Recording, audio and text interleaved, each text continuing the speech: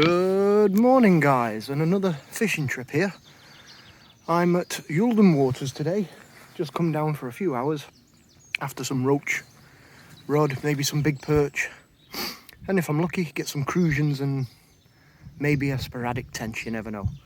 But I'm going to give you a little review and walk on the lake here. I mean, this is peg one on his mixed lake. Now, the other lake is down the other side of these hedgerows, and that's his carp lake, and I'll be doing a review on that soon when I fish that. This is Mixbox, who owns the place. He always has a box out here for when he does a bit of fishing, but this is peg one. This is like a disabled peg, as you can see. It's platformed, it's wide and big. And out here, you've got probably, I'm going to say, between 4 and 5 foot. Once you come off the banking a fair bit, right in at the side, you've still got a good 2 to 3 foot right in. And when you fish this in the summer, that's where you want to be, is right in here, right in these margins, along the trees, and down here as well, this one. And you will get them right in. I mean, I've caught them down there, right at your feet. And that's been crucians upwards of, £2 or so. You've got a lovely reed-lined far bank, which in the summertime I find tends to hold more tench in the afternoons and that as the sun comes up, because it's, if you can imagine, the sun comes up over there and it tracks right around to behind me. And because it comes up over there, as the afternoon gets up, it's all shady over that far banking. And the tench tend to sit off those reeds there and not normally get the feeder out in the mid-afternoon. Over there with a hybrid feeder on, with some micros and like a pellet, soft pellet hooker bill, anything like that on it. And then what I'll do, I'll come round out of this peg. As you can see, it's all nicely pathed and everything sort of thing, so you're not getting too manky or muddy. Every peg on this lake is a platform. It's been designed that way. It's probably an acre or so in size, and it's just perfect for it. It's a match angler's dream, if you will, or pleasure match angler. And as you can see, I've got my setup ready to go when I get everything unpacked. And I'm going to fish it this side, and I'm going to put one line down there to that tree and see if there's any of the big old perkers down there.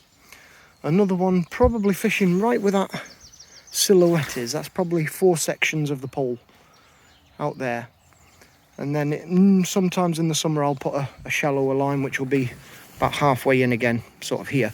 And again, the depth is the same. It's 4 or 5 foot sort of out, maybe up to 6 foot in parts, and then right in at your margins, right down here, you're still talking 2 to 3 foot close in. So it's really prolific in the summer, fishing right down tight in these margins. Always do it. I normally bait up 3 lines in the summer if I'm fishing the pole. 1 down either side of the margin, and then 1 in front. Maybe even a shallow line, a close in line, and a far out line, and bait 4 up. Because when you do get them going, the crucians in here are prolific, and they're good crucians as well. You're not talking little babbers. If you get one under 6-7 ounces, then you're doing well, because I've never had one that small out of here. The biggest I've had out of here is touching £3. Touching 3, yeah, 1 far off £3, £2.14 I think it was, or £2.12. So yeah, well worth it, Tension here, there's some good tension here. I've had them up to probably 5, 4.5, 5. There's some bigger them in there. Perch in here do go upwards of £3. I've had them up of £3.2, £3.3. So there is some good ones. My biggest perch actually came out in the only peg that's on the far side of the lake, which is over there. That's the only one. It's like a break in between the 2 reed lines. Oh, there's a little rise over there then. See, the fish are moving. That's where the biggest one came from, but I've had perch out of this peg. I've had them from the next peg. And what I'll do, I'll just take a walk down to the next, well, not the next peg, but the next 2 on, because that's where it's probably the deepest. That's where you're talking about 6 foot. Thereabouts.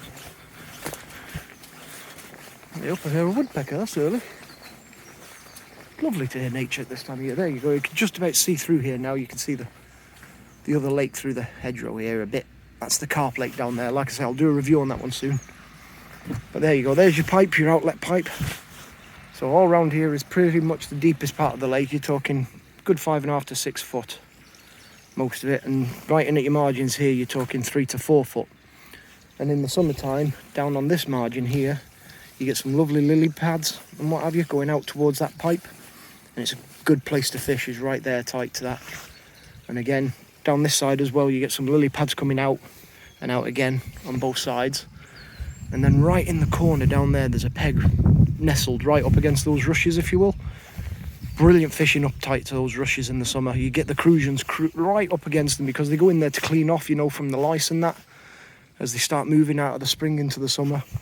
And that's a really, really good place to fish it, just as the water temperature does start warming up. So yeah, that's another cracking peg over there. And then, like I say, you've got all this lovely reed-lined far banking to put a feeder across to for the tension, the crucians in the summer. It's beautiful in the summer. It's all green as well. All the trees are blossomed and everything like that. It really does look well. You're off the road, obviously. You can hear a bit of traffic, but you're fairly off the road.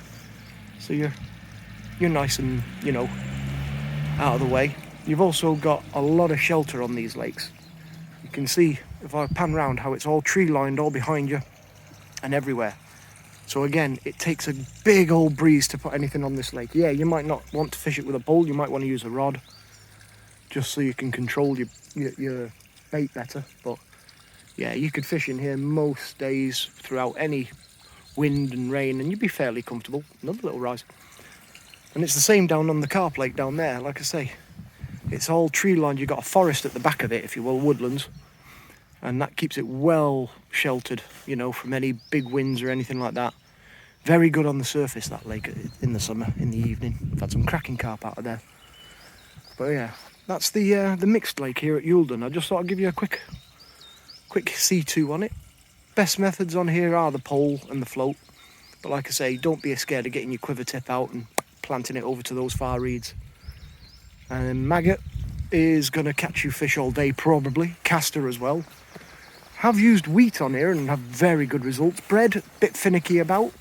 Soft pellets, very good at the right time of year.